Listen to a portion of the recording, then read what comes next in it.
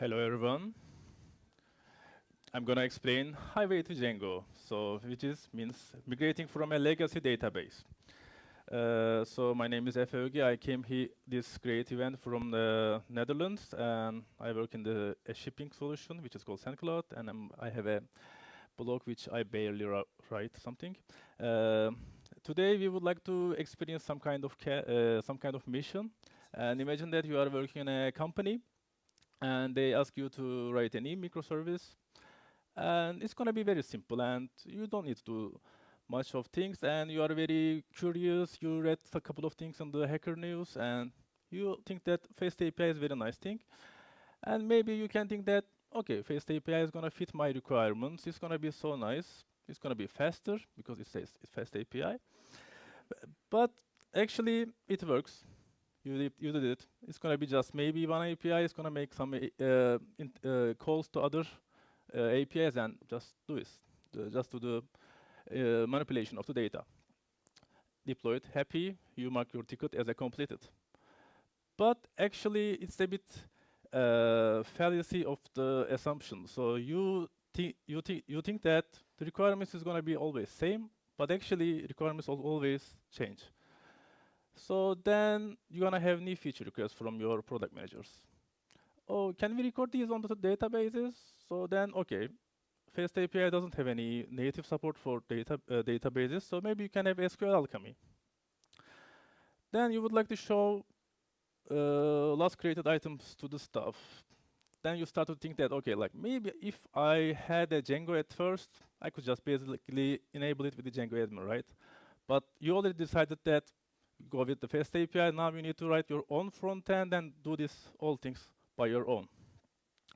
Oh, we need to also add cache. It could be faster. Also, I would like to render a HTML. Okay, I'm going to integrate Django. Okay, authentication. I also know to do this. Okay, there is some open source package, but it seems nice. I don't know the maintainer or who wrote this. I'm going to use that one. Okay, it goes like this, you can anticipate it. So requirements are changing every day. So at the end, you have this type of machine which you created and you only know how it works. And it's very hard to onboard someone else from your company, and you became some kind of hostage taker of this microservice. I think this is very bad for the companies or for the other people. But actually, we are currently inventing the wheel again. So if we start with the Django from the beginning of the day, it will be much easier for you. Or also thanks for the Joseph's the first talk from the today from the Joseph. You can also integrate Fast API with the Django.